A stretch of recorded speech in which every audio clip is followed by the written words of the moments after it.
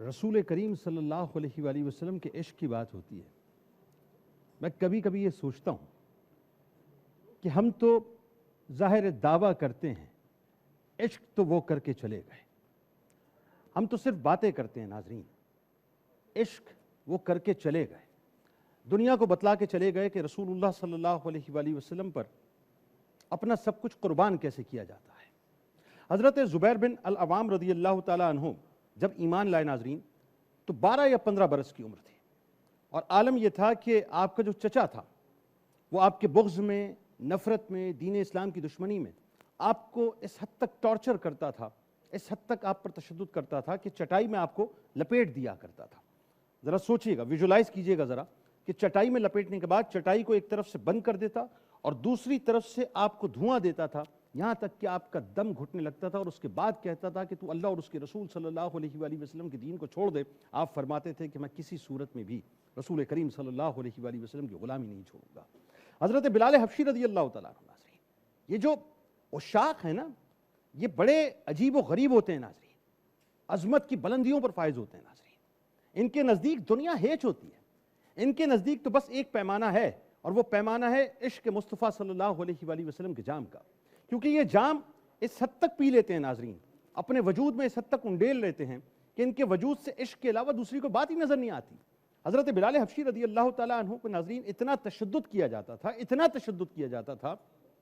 کہ میں جب ان واقعات کو بیان کرتا ہوں آپ یقین مانی میری روح کانپ جاتی ہے۔ یعنی عالم یہ تھا کہ ان کا جو آقا تھا امیہ بن خلف بہت زیادہ ظالم تھا، انتہائی شقی القلب تھا، بہت تشدد کرتا تھا۔ آپ کے گلے کے اندر جو کھردری رسی ہوتی ہے ناظرین، وہ ڈال کر اوباش نوجوانوں کے ہاتھ میں وہ رسیاں دے دیا کرتا تھا، اور پھر وہ اوباش نوجوان مکے کی گلیوں کے اندر آپ کو پھرایا کرتے تھے، آپ کو گھسیٹا کرتے تھے، آپ کو کھینچا کرتے تھے، یہاں تک کہ آپ اندازہ کیجئے کہ مکے کی تپتی زمین، ذرا سوچئے ناظرین 1450 برس پہلے اس زمین کا تپنا کیا ہوگا، اس زمین کی شدت کیا ہوگی کہ سورج اپنی آب و تاب کے ساتھ چمک رہا ہے، اور جس وقت وہ اپنے عروج پہ پہنچتا تھا تو زمین انتہائی تپ جاتی تھی، اتنی تپ جاتی تھی کہ اگر کوئی گوشت کا ٹکڑا اس زمین پر رکھ دیا جائے تو تھوڑی دیر کے اندر وہ ٹکڑا جو ہے گوشت کا وہ بھن کر تیار ہو جائے۔ اس زمین کے اوپر حضرت بلال حبشی رضی اللہ تعالی عنہ کو لٹا دیا جاتا تھا، لٹا دیا جاتا تھا، اور عالم یہ ہوتا تھا کہ آپ کے سینہ اقدس کے اوپر وہ ایک اینٹ رکھ دیا کرتا تھا، اور اس کے بعد آپ کے سینہ اقدس پہ اپنا قدم رکھ کر دباتا اور کہتا کہ تو محمد صلی اللہ علیہ وآلہ وسلم کے دین سے پھر جا۔ تو بلال حبشی رضی اللہ تعالیٰ عنہ کی زبان اقدس پہ صرف ایک ہی بات آتی تھی، احد احد اور احد ناظرین۔ یہ مقام ہے عشق کا، یہ مقام ہے عشق کا کہ حضرت سعد بن ابی وقاص رضی اللہ تعالیٰ عنہ ناظرین، یہ وہ واحد صحابی ہیں جن کے لیے رسول کریم صلی اللہ علیہ وآلہ وسلم نے فرمایا کہ سعد تو تیر چلا، میرے ماں باپ تجھ پر قربان ہو۔ یہ وہ صحابی ہیں ناظرین، وہ رتبہ، وہ مقام ہے۔ سعد بن ابی وقاص رضی اللہ تعالیٰ عنہ ناظرین 19 برس کی عمر میں ایمان لائے تھے، صرف 19 برس، ذرا سوچئے گا، جسے ہم ٹین ایج کہتے ہیں۔ 19 برس کی عمر میں جب آپ ایمان لے آئے تو آپ کی والدہ نے احتجاجاً بھوک ہڑتال کر دی، اور یہ سمجھ لیجئے کہ ڈیمانڈ کی کہ اگر سعد دین اسلام سے نہیں پھرے گا، یعنی ہمارے پرانے مذہب کی طرف نہیں آئے گا، تو میں اسی انداز سے بھوک ہڑتال میں رہوں گی یہاں تک کہ میں اپنی جان دے دوں۔ اب یہ عجیب مرحلہ تھا ناظرین، عجیب امتحان کہ ایک طرف ماں ہے اور دوسری طرف رسول کریم صلی اللہ علیہ وآلہ وسلم کی ذات اقدس ہے۔ حضرت سعد بن ابی وقاص رضی اللہ تعالیٰ عنہ نے فرمایا کہ کچھ بھی ہو جائے میں اللہ اور اس کے رسول صلی اللہ علیہ وآلہ وسلم کے دین سے نہیں پھروں گا۔ ایک دن گزرا ناظرین، ماں کی نقات بڑھ گئی، دوسرا دن گزرا، اب ماں یہ سوچ رہی ہے کہ بیٹا تو میری محبت کے اندر آ جائے گا، بھوک ہڑتال پہ بیٹھی رہی، یعنی مکمل طور پہ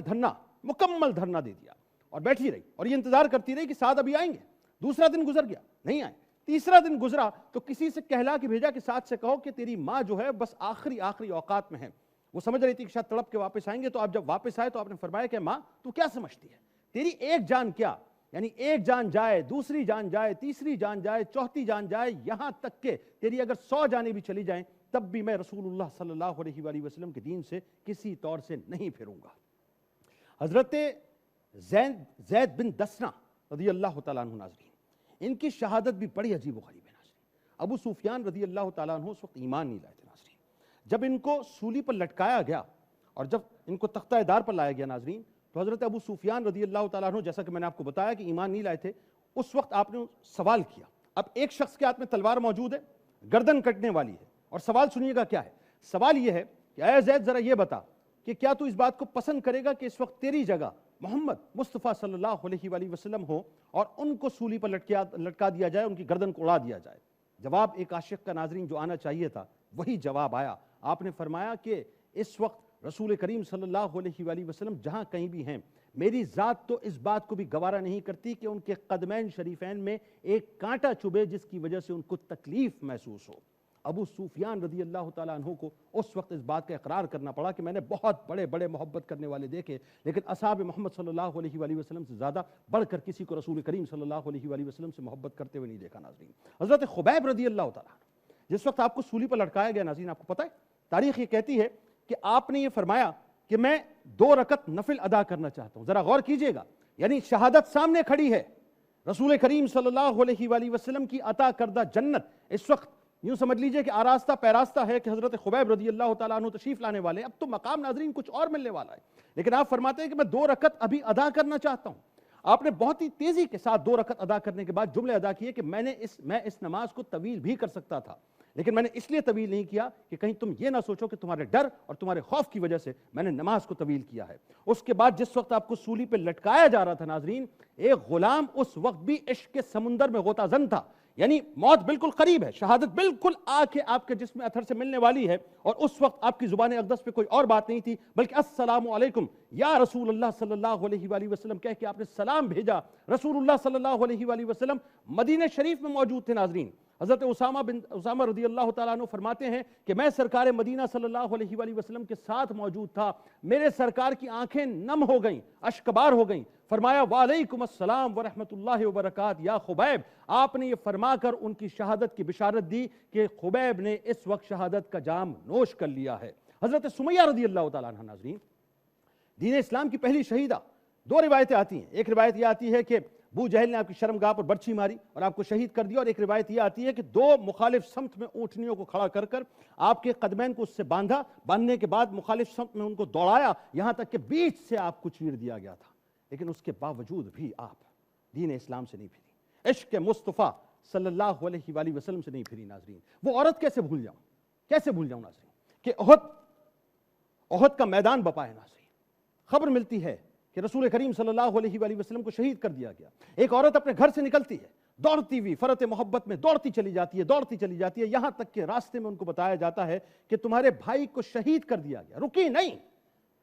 نہیں، پھر دوڑنا شروع کیا، پھر راستے میں بتایا گیا کہ تمہارے والد کو شہید کر دیا گیا ہے۔ رکی نہیں، اس لیے کہ عشق مصطفیٰ صلی اللہ علیہ وآلہ وسلم کا جام پی رکھا ہے، جب تک رخ انور نہ دیکھ لوں گی چین نہیں آئے گا، اور دوڑنا شروع کیا، یہاں تک کہ آپ کو پتہ چلا کہ آپ کے شوہر تک کو شہید کر دیا گیا۔ آپ اس وقت بھی نہیں رکی وہاں جا کے جہاں پر رخ مصطفیٰ صلی اللہ علیہ وآلہ وسلم کا دیدار کر لیا، اور عرض کیا یا رسول اللہ صلی اللہ علیہ وآلہ وسلم، بھائی شہید ہو گیا کوئی بات نہیں، باپ شہید ہو گیا کوئی بات نہیں، شوہر شہید ہو گیا کوئی بات نہیں، ساری مصیبتیں ٹل گئیں اگر آپ سلامت ہیں۔ یہ ان کا عشق تھا ناظرین، بلکہ یہ ان کا عشق ہے جس کا پرتاؤ آج ہمارے درمیان موجود ہے، جس کی رونقیں اور جس کی رمق آج ناظرین ہم حاصل کرتے ہیں۔ رسول کریم صلی اللہ علیہ وآلہ وسلم پر صحابہ نے سب کچھ قربان کر دیا۔ رسول کریم صلی اللہ علیہ وآلہ وسلم فرماتے ہیں، آخری بات عرض کر رہا ہوں، جب بات عاشقوں کی ہو تو عاشقوں کے امام کی بھی ہونی چاہیے ناظرین۔ رسول کریم صلی اللہ علیہ وآلہ وسلم فرماتے ہیں کہ ابو بکر، تمہاری دنیا میں مجھے 3 چیزیں بہت پسند ہیں۔ اب کون سی 3 چیزیں ذرا سنیے۔ فرماتے ہیں کہ ایک تو خوشبو، دوسرا نیک اور صالح بیوی، اور تیسرا نماز جو کہ میری آنکھوں کی ٹھنڈک ہے۔ اب یہ غلام کے سامنے، ایک عاشق کے سامنے سرکار نے فرما دیا۔ اب عاشق کا کیا جواب آیا ذرا سنیے۔ فرماتے ہیں کہ یا رسول اللہ صلی اللہ علیہ وآلہ وسلم، مجھے بھی آپ کی دنیا میں 3 چیزیں پسند ہیں۔ فرمایا کون سی؟ عرض کیا یا رسول اللہ صلی اللہ علیہ وآلہ وسلم، پہلی چیز تو آپ کے چہرہ انور کو تکنا۔